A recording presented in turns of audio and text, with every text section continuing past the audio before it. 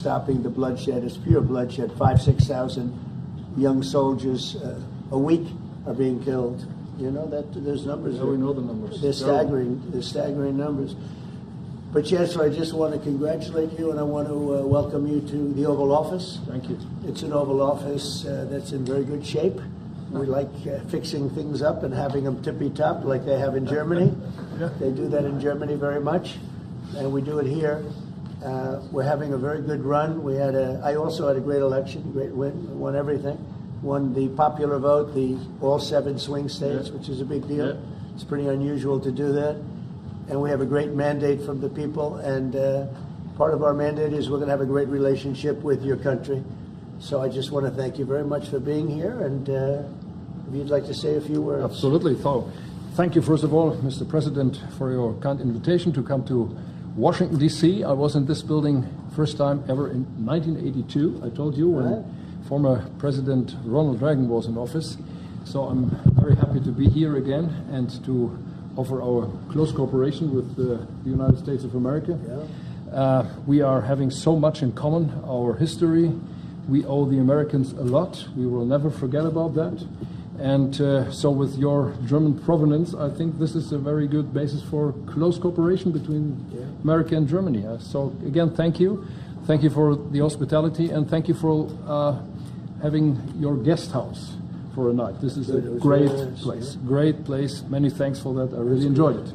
Thank you. It's a wonderful place. It's a landmark also. And Blair House is it's a nice place to stay. Yeah. Good. Thank you very much for saying that. Would you have any questions for us? Mr. President, on your new travel ban, why now? And if the Boulder attack was part of your reasoning, why not include Egypt on that list where the suspect is from?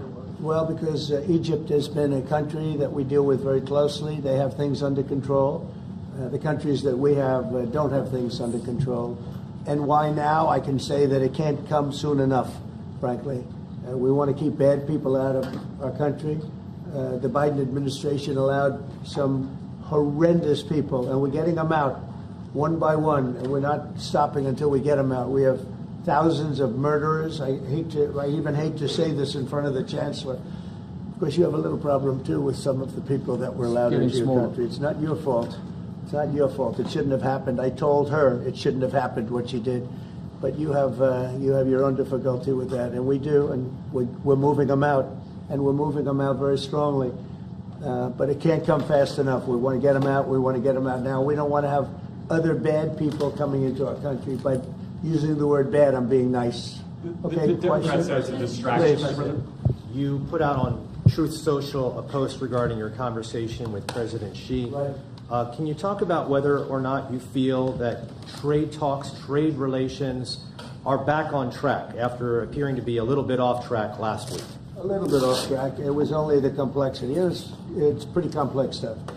We had a very good conversation with President Xi a little while ago, just before your arrival. In fact, we just hung up, and they said, "You're here." I said, "That's pretty good." Two great leaders of the world in a very short period of time.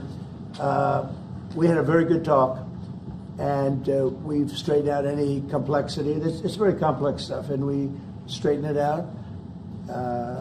The agreement was we're going to have Scott and Howard and Jameson will be going and meeting with their top people and continue it forward. But no, I think we have everything. I think we're in very good shape with China and the trade deal.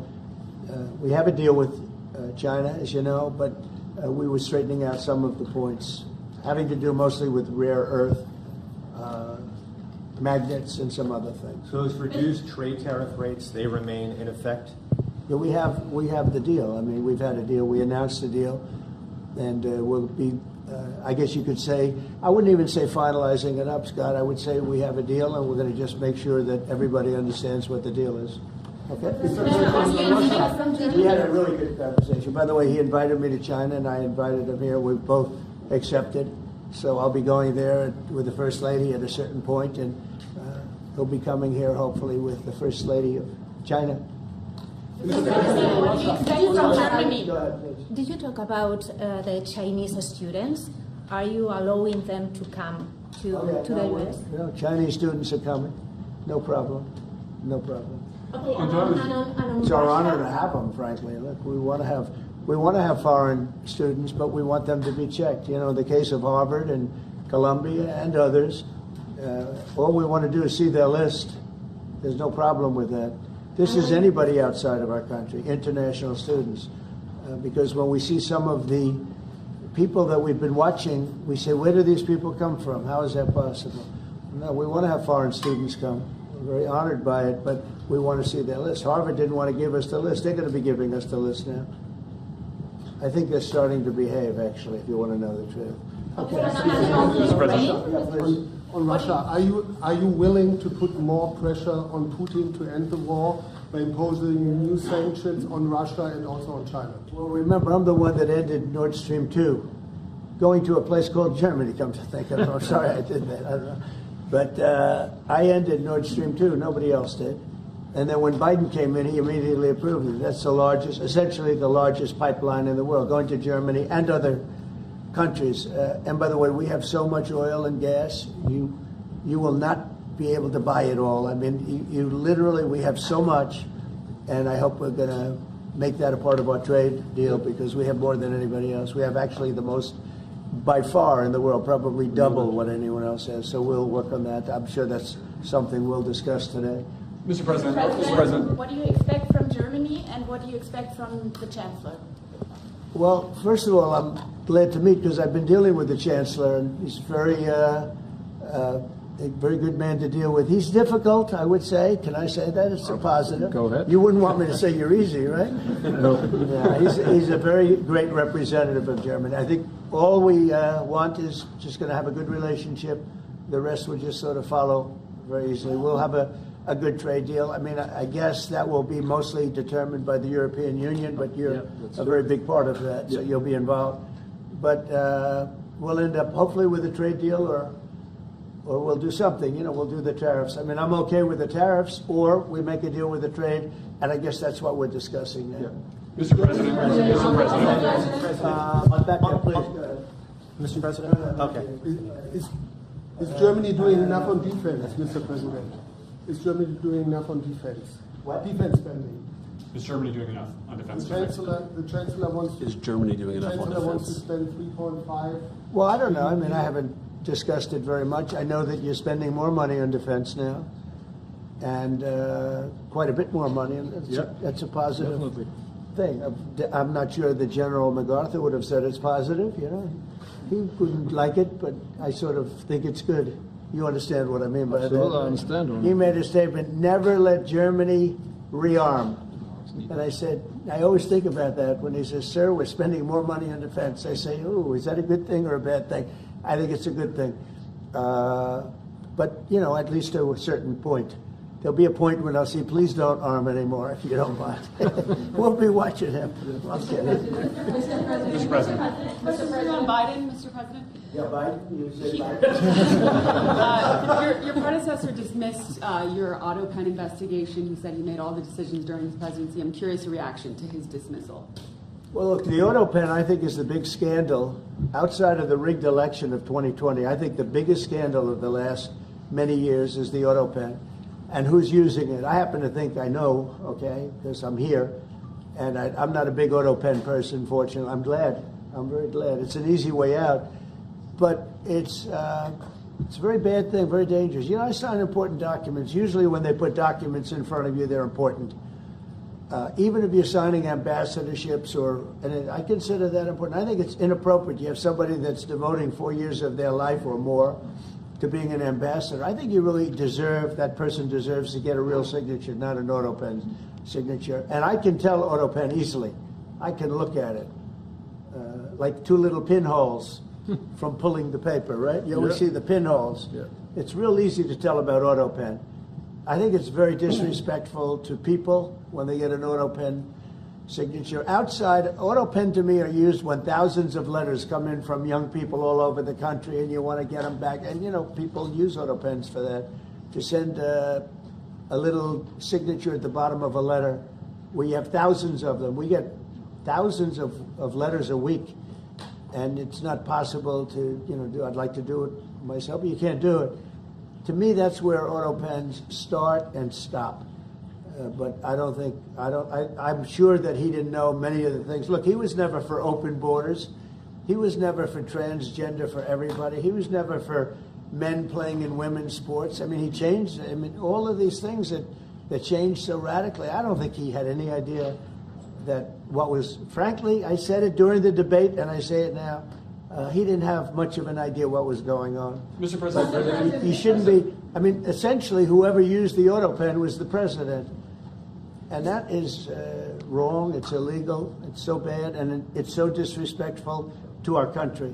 Mr. President. Mr. President, will you leave your troops in Germany? And if I may ask a question to the Chancellor to answer in German for the German audience, how has your first encounter been? The answer is yes. We'll talk about that. But if they'd like to have them there, we have a lot of them, about 45,000. It's a lot of troops. It's a city when you think of it. That's good economic development. They're highly paid troops, and they spend a lot of money in Germany. But the relationship with Germany is very important. Yeah, we'll be doing that. No problem. May I say a few words in German to Yes, the German please. public? So, danke für die Frage. Wir sind hier im Weißen Haus und ich bedanke mich beim Präsidenten für den sehr freundlichen Empfang im Oval Office in diesem weltweit bekannten Raum. Ich freue mich sehr, hier zu sein und wir bereiten eine Vertiefung unserer Zusammenarbeit vor. Ich freue mich sehr darüber. Mr. President, you've made Mr. President. Do you speak English because you speak such good English? Is it as good as your German, would you say? Do you feel, do you feel more comfortable? No, it's not my mother tongue, but I try to understand almost everything and very good. to speak as good as I can. Very good. It's, Mr. President, you've made it's an achievement, actually. Mr. Mr. President, can I follow up on the auto pen? Thank you, Mr. President. The criticism that I've seen, and I'm sure you've seen, regarding Elon Musk and your big, beautiful bill, what's your reaction to that? Do you think it in any way hurts passage in the Senate, which, of course, what is you're seeking? Well, look, I've always liked Elon, and it's always very surprised. You saw the words he had for me, and he hasn't said anything about me that's bad. I'd rather have him criticize me than the bill, because the bill is incredible. It's the biggest cut in the history of our country. We've never cut. It's about 1.6 trillion in cuts. It's the biggest tax cut. You would say, people's taxes will go way down. But it's the biggest tax cut in history. It's we are doing things in that bill that are unbelievable. And when you look at what we're doing for small businesses, for people, for middle-income people, all of the things that we're doing, nobody's ever seen anything like it. And Elon's upset because we took the EV mandate, and which was a lot of money for electric vehicles, and they're having a hard time, the electric vehicles, and they want us to pay billions of dollars in subsidy. And Elon knew this from the beginning. He knew it for a long time ago. That's been in there. That's been, I would say, JD, that hasn't changed. That's been right from the beginning, Mr. Secretary. That hasn't changed at all, right from the beginning. But I know that disturbed him. He wanted, and rightfully, he recommended somebody from that he, I guess, knew very well. I'm sure he respected him, but to run NASA, and I didn't think it was appropriate. And he happened to be a Democrat, like totally Democrat. And I say, look, we won. We get certain privileges, and one of the privileges, we don't have to appoint a Democrat. NASA is very important. We have great people. General Kane is going to be picking somebody with our. We'll be checking him out, seeing. But he wanted that person, a certain person, and we said no. And I can understand why he's upset. Remember, he was here for a long time. You saw a man who was very happy when he stood behind the Oval desk, and even with the black eye, I said, "Do you want a little makeup? We'll get you a little makeup." But he said, "No, I don't think so," which is interesting and very nice. He wants to be who he is, so you could make that statement too, I guess. Look, Elon and I had a great relationship. I don't know if we're well anymore. I was surprised because you were here. Everybody in this room practically was here as we had a wonderful send-off. He said wonderful things about me. You couldn't have nicer. Said the best things. He's worn the hat. Trump was right about everything. And I am right about the great, big, beautiful bill. We call it a great, big, beautiful bill because that's what it is. And again, biggest tax cuts in history, biggest economic development moves anywhere. We've never done anything like it. Business is spurred. And I don't know if you've seen the numbers, but the numbers came out. Even the CBO, which is run by Democrats, said that we're going to be doing, I'd like you to discuss it, the 2.8 trillion, that CBO. This is a group of people that are Democrats. They're very hostile to us. They just came out with phenomenal numbers, what it does. You want to mention that, Scott?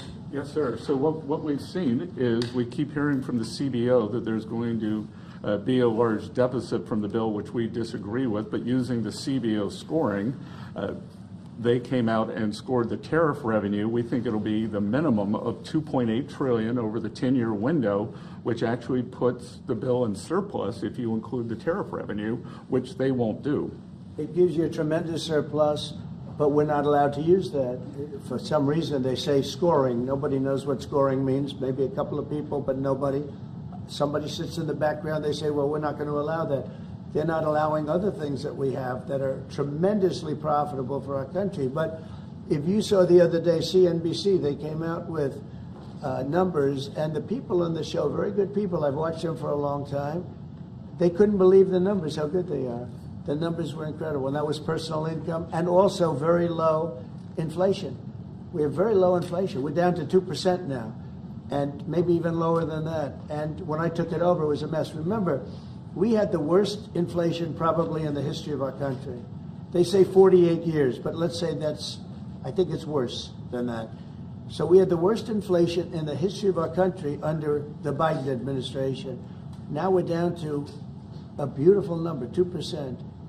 You'd actually like to keep it there. Better than zero is 2%. It's going down maybe to 1, and 1% is like perfect. That's perfect. You don't want to have zero for certain reasons that nobody is very interested to listen to.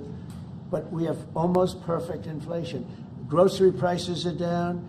Everything. Remember eggs? Eggs. We weren't going to buy another egg for the next 20 years. They were so expensive, right? Remember? You guys all hit me about eggs. Eggs have come down 400%. Everybody has eggs now. They're having eggs for breakfast again. But if you look at gasoline, very important. I think always the most important because it's the energy is the biggest factor. That's what happened. He screwed up our energy policy, and everything went up because energy went up. But now energy is way down, and they have states where you're at $1.98 a gallon for gasoline. So the costs have come way down, and one of the things I ran on was that. I ran on the border. We have the best border in the history of our country, 99.99%. It was last week, 3 people came in, 2 of them for medical reasons. We let them in because one of them had a heart attack. I think that was a nice thing to do, and one of them had something else. So we've never I had very good numbers for 4 years, but we really topped it. And I want to thank Christie and Tom Homan. They've done a fantastic job. But nobody mentions that anymore. Remember, a few months ago, the border was a total disaster. People were coming in by the hundreds of thousands of people a day, a week, a month. I mean, we had a month, 2 million people came in 1 month. The border was being overrun, and a lot of bad people, criminals, murderers, drug dealers. We had some of the worst people in the world coming in from all over the world. It's totally closed. And you know what? People are coming into our country, but they're coming in legally. So we've done a great job. Elon knew that. Elon endorsed me very strongly. He actually went up in campaign for me. I think I would have won. Susie would say I would have won Pennsylvania easily anyway, even if the governor ran, the real governor, not the governor from Minnesota, he's a sick puppy, that guy. That poor guy, I feel sorry for him. But they made a bad choice with him. But if you pick Shapiro or anybody else, I spoke to him recently about his house being set on fire, which was terrible. But if they picked him, I would have won Pennsylvania. I won it by a lot. But I'm very disappointed because Elon knew the inner workings of this bill better than almost anybody sitting here, better than you people. He knew everything about it. He had no problem with it. All of a sudden he had a problem. And he only developed the problem when he found out that we're going to have to cut the EV mandate because that's billions and billions of dollars. And it really is unfair. We want to have cars of all types. Electric, we want to have electric, but we want to have a gasoline combustion. We want to have different. We want to have hybrids. We want to have all. We want to be able to sell everything. And when that was cut, and Congress wanted to cut it, he became a little bit different, and I can understand that. But he knew every aspect of this bill. He knew it better than almost anybody, and he never had a problem until right after he left. And if you saw the statements he made about me, which I'm sure you can get very easily, it's very fresh on tape. He said the most beautiful things about me, and he hasn't said bad about me personally, but I'm sure that'll be next. But I'm very disappointed in Elon. I've helped Elon a lot. To that end, Mr. President, did he? I just want to clarify. Did he raise any of these concerns with you privately before he raised them publicly? And this is the guy you put in charge of cutting spending. Should people not take him seriously about spending now? Are you saying this is all sour grapes? No, he worked hard and he did a good job. And I'll be honest, I think he misses the place. I think he got out there and all of a sudden he wasn't in this beautiful Oval Office, and he's got nice offices too. But there's something about this one. I was telling the Chancellor, this is where it is. People come in here, even from Germany. They come in and they walk into the Oval Office, and it's just a special place. It's, you know, World War I, it started and it ended here, and World War II, and so many other things. Everything big comes right from this beautiful space. It's now much more beautiful than it was 6 months ago. A lot of good things are happening in this room, and I'll tell you, he's not the first. People leave my administration and they love us, and then at some point they miss it so badly, and some of them embrace it and some of them actually become hostile. I don't know what it is. It's sort of Trump derangement syndrome, I guess they call it, but we have it with others too. They leave and they wake up in the morning and the glamour's gone, the whole world is different, and they become hostile. I don't know what it is. Someday you'll write a book about it and you'll let us know. Yeah. Mr. President, speaking of ending wars in this room, you were very critical of Vladimir Putin a couple of days ago.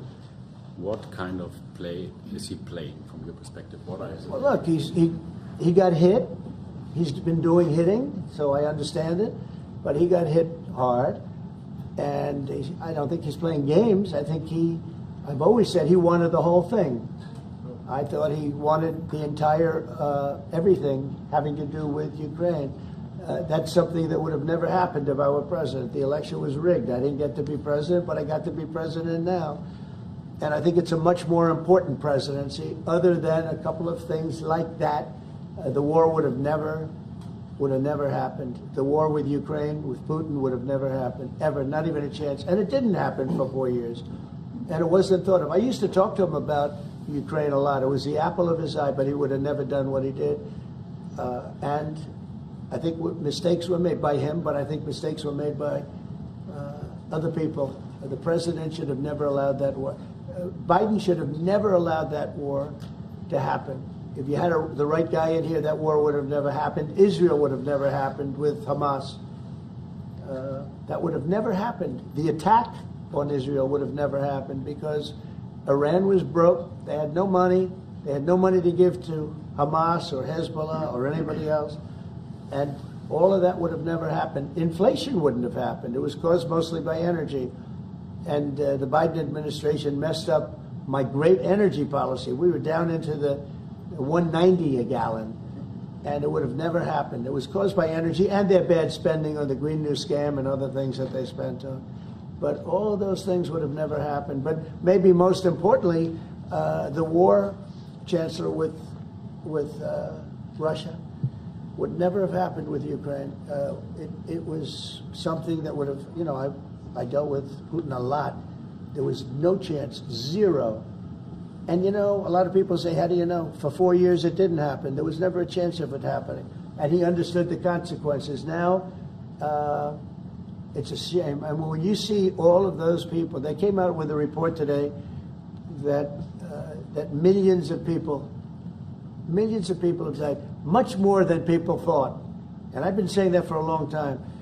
The amount of death in that war is far greater than the news has been reporting, or than, frankly, that either side has been reporting. It's a very sad thing. And I can tell you, just speaking for the Chancellor, because we speak about it, he feels the same way. He wants to see it ended. Would you like to say something? Absolutely. And I'm here, Mr. President, to talk with you later on. on how we could contribute to that goal. And we all are looking for measures and for instruments to bring this terrible war to an end. And may I remind you that we are having June 6th tomorrow. This is D-Day anniversary, when the Americans once ended a war in Europe. And I think this is in your hand in specific, in ours. That was not a pleasant day for you? No, that was not a pleasant. This was not a great in the day. long run, Mr. President, this was the liberation of my country from Nazi dictatorship. That's true. So, That's true. And we know what we owe you. But this is the reason why I'm saying that America is again in a very strong position to do something on this war and ending this war. So let's talk about what we can do jointly, and we are ready to do what we can. And you know that we gave support to Ukraine, and that we are looking for more pressure on Russia. The European Union did, and we should talk about that. We will talk about it. And, Yeah. you know, it's good timing. The numbers for our country are through the roof, the economic numbers, because of the election and because of tariffs and other things, a lot of things. But we've had some of the best numbers we've ever had. They were reported yesterday, the day before, and even today. Country's doing really well. I think that one of the things you'd be most interested in is that 6 months ago, we were having a hard time getting anybody to join our military. I mean, they just couldn't do it. The numbers were record low. We couldn't get people to join the military. It wasn't me. This was before I got there, the past administration. But 6 months ago, a year ago, the numbers were record low. You couldn't get them to join. That included the police. And you couldn't get them to join. Now, we just hit the highest number in the history of our country, we think, but very close, but the highest in the history of our country, recruitment, joining the Army, Navy, Air Force, Marines, Coast Guard, police forces all over the country. What did you do for that? What was the reason? Spirit. They love our country again. You know? You're going to do the same thing. Spirit. We have great spirit is back in our country, and it's very simple. And, you know, it was only, Susie, 6 months ago, right, that you got reports. You're the one that released them, that you couldn't get anybody to join the military, and now we're stocked. Every service now is packed, and we have waiting lists of people trying to get in, as good as we've ever had in the history of our country. So that's an honor. That's a great honor. Yeah. Mr. President, on the war. You've asked. You've had enough.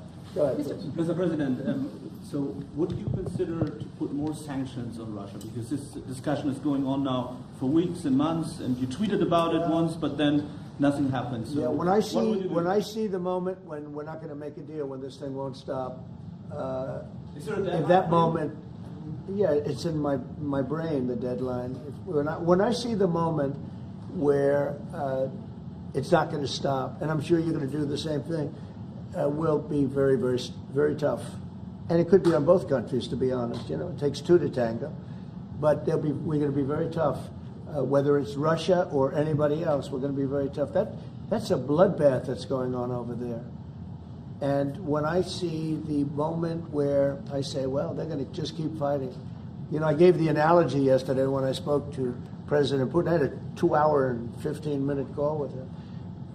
Sometimes, and this is me speaking maybe in a negative sense, but sometimes you see two young children fighting like crazy. They hate each other, and they're fighting in a park. And you try and pull them apart. They don't want to be pulled. Sometimes you're better off letting them fight for a while and then pulling them apart.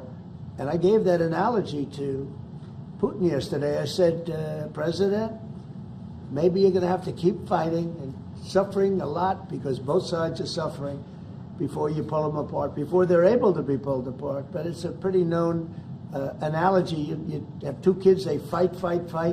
Sometimes you let them fight for a little while. You see it in hockey, you see it in sports. The referees let them go for a couple of seconds, let them go for a little while before you pull them apart. And maybe, and I said it, and maybe that's a negative because we're saying go, but a lot of bad blood. There's some bad blood between the two. I have to deal with it, and the Chancellor has to deal with it. It's incredible, the level of, there's a great hatred between those two men, but between the warring parties, great hatred. Mr. President, you say and believe apparently that there is no immediate peace. What? That there is no immediate peace. There will be no. Well, I can't. I'd love to have immediate if I could. But why? If I could, but we don't have immediate. You know, it's like I'd love to have that. I'd like it to start right now. We would leave a room if we knew the war could end. We'd say, forget about you guys. Forget about trade. Right? Yeah. We'd say, let's go settle it. There's some additional fighting that's going to go on. You know, he attacked and they attacked pretty harshly. They went deep into Russia, and he actually told me. I mean, I made it very clear. He said we have no choice but to attack based on that, and it's probably not going to be pretty. I don't like it. I said, don't do it. You shouldn't do it. You should stop it. But again, there's a lot of hatred, and you know, I'm very proud of the fact that with India and Pakistan, I was able to stop that. And those are nuclear powers, and that was getting close to being out of hand. And I spoke to some very talented people on both sides, very good people on both sides. And I said, you know, we're dealing with you on trade, Pakistan and India right now. I said, we're not going to deal with you on trade if you're going to go shooting each other and whipping out nuclear weapons that maybe even affect us. Because, you know, that nuclear dust blows across oceans very quickly. It affects us. And I said, if you're going to do that, we're not going to do any trade deals. And you know what? I got that war stopped. Now, I hope we don't go back and we find out that they started, but I don't think they will. They were both good. They were well represented. I want to congratulate both countries because, as you know, the leader of India, who's a great guy, was here a few weeks ago. We had some great talks. We're doing a trade deal. And Pakistan, likewise, they have very strong leadership. Some people won't like when I say that, but you know, it is what it is. And they stopped that war. Now, am I going to get credit? I'll never get credit for anything. They don't give me credit for anything, but nobody else could have done it. I stopped it. I was very proud of that. I wish we could do the same thing with Ukraine and Russia. And at some point it'll happen. I believe that. And if it doesn't happen, or if I see somebody's out of line, if Russia's out of line, you'll be amazed how tough. Remember this, they like to say that I'm not friends with anybody. I'm friends with you. I'm not friends with them. I want the right thing to happen for our country, for everybody, for humanity. But I'm the one that stopped the pipeline. It's called Nord Stream 2. Until I came along, nobody ever heard, not one person in this room ever heard of Nord Stream 2. You probably did, yes, because it went to Germany. He's the only one. Knowing that this was a mistake. But I stopped it. I stopped it. Yeah, and you've said that openly. Yeah. It was a mistake and I used to go with Angela. I'd say, well, wait a minute. We're spending all this money to defend you against Russia, and then you're giving Russia billions of dollars a month. What kind of a deal is that? You know, which was... but you said it better than anybody else. I appreciate it. But I'm the one that stopped it. And that was the biggest economic development job, if you want to call it that, in the history, think of it, in the history of Russia. That was it's the biggest pipeline in the world. Going to go all over Europe, not only to Germany. You know, they were Germany, but then they were branching off all over to Europe. Nobody ever heard of, not one person of you heard of it. And I stopped it. It was dead. And then they say, I'm friends with Putin. I got along with him. He respected me, I respected him. It would have never happened. But I stopped Nord Stream 2. When Biden came in, almost the first week, he approved it. He let it be built. And then they say that I wasn't tough on Russia. Putin said to me, you know, you're not tough on Russia. You stopped the biggest, most important job we've ever done. You stopped it. And Biden came in and he let it be built. And I'll tell you what, I'll never forget the day. I had it totally stopped. They weren't building. They gave up on it. They weren't able to. And then Biden came in and he let him build. I couldn't believe it. Okay, one or two questions more, please. Any questions? Any questions for the Chancellor? Go ahead, for the Chancellor. That would be one. I like his answers much better. Well, first, would you continue to support Ukraine? Yeah, I'm with Ukraine. We just signed a big deal on rare earth with Ukraine, and I want to. You know what? I'm for stopping killing. Really, that's what I'm for. Again, a war that would have never started, should have never started. I want to see the killing stop. We spent $350 billion, much more than Europe, but Europe spent a lot also. And they spent way over $100 billion. Yeah. So you're talking about close to $500 billion went into that whole thing. And it's not even the money. And I know with you too, it's a lot of money, but it's the death that's being caused. We went to the Middle East. I went last week to the Middle East. We took in $5.1 trillion. That's many, many times. That's 30, 40 times, 50 times more than what we're talking about. It's think of that, $5.1 trillion of investment with one trip that lasted 4 days. So it's not the money. It's a little the money, but not the money, the big thing. The big thing is the death. The death of, and really the decimation. You've lost a whole culture. You know, Ukraine had the most beautiful turrets. They call them turrets, the little towers, beautiful towers, the most beautiful in the world. They're all now laying on their side, blown to smithereens. It'll never happen again. They've taken away the culture of a country. They've taken away the heritage of a country. It's a terrible thing. But most importantly, again, is the death. 5,000 plus people a week, soldiers, are being killed. He doesn't want that, and I don't want that. One more. Yeah, please. Thank you. Mr. President, do you support the Graham bill on putting high tariffs on China? I haven't looked at it, but they'll be guided by me. That's the way it's supposed to be. They're going to be guided by me. No, I haven't looked at it. It's a bill on sanctions, etc. I'm a very quick study. At the right time, I'll do what I want to do. But it could very well be okay. I'll have to see. But they're waiting for me to decide on what to do, and I'll know maybe very soon.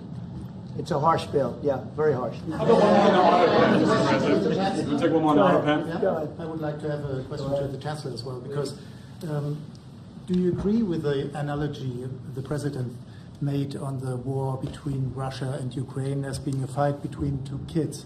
Is that how you view that as well? And what do you actually want the U.S. President to do in this? Well, I think we both agree on this war and how terrible this war is going on, and we are both looking for ways to stop it very soon. And I told the President before we came in that he is the key person in the world who can really do that now by putting pressure on Russia. And we will have this debate later on again, how we can proceed jointly between the Europeans and the Americans.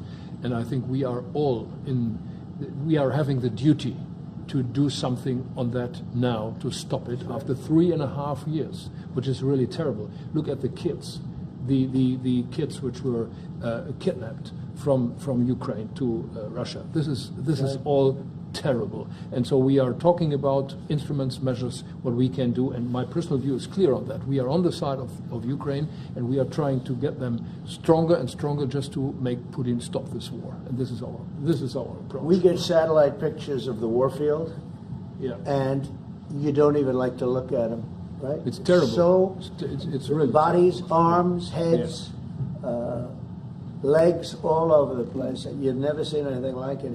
It's so ridiculous. And this is only by Russian weapons against Ukraine. This had never happened with Ukraine weapons against Russia. Never. Ukraine is only targeting military targets, not civilians, not private, not energy infrastructure. So this is the difference, and that's the reason why we are trying to do more on Russia, how to stop this war. Well, in this case, I'm talking about the battlefield, the soldiers on soldiers. But you could also say that, too, with the cities. The cities are being hit also. So it's a terrible, terrible thing. Somebody said autopen. Did I hear the word autopen? Yeah, I was just curious. Because I think it's the biggest scandal maybe in the last 100 years in this country. So when I hear that word, I think it has to be discussed, because the fake news will try and hide it, and we can't do that. Well, that's what I'm asking. Have you uncovered any evidence that anything specific was signed without President Biden's knowledge or by other people in the administration acting illegally? Well, I don't think Biden would know whether or not he signed it. I'm asking if you've uncovered any of that information. No, but I've uncovered, the human mind. I was in a debate with the human mind, and I didn't think he knew what the hell he was doing. So, it's just one of those things, one of those problems. We We can't ever allow that to happen to our country. The danger our country was in, and I know some of the people that worked with him, radical left, horrible people. And I could give you the name of some of the people that use the auto pen, because I'm here, and I ask questions about people that were here also. There are a lot of people that were here when that happened, and they're here right now, and they'll answer your question very accurately. But I know some of the people that use that auto pen, and those are not the people that had the same ideology as Joe Biden. These were radical left lunatics that used that, and they didn't get elected. He didn't get elected either, actually. Thank you very much, everybody. Thank you guys. Thank you very much.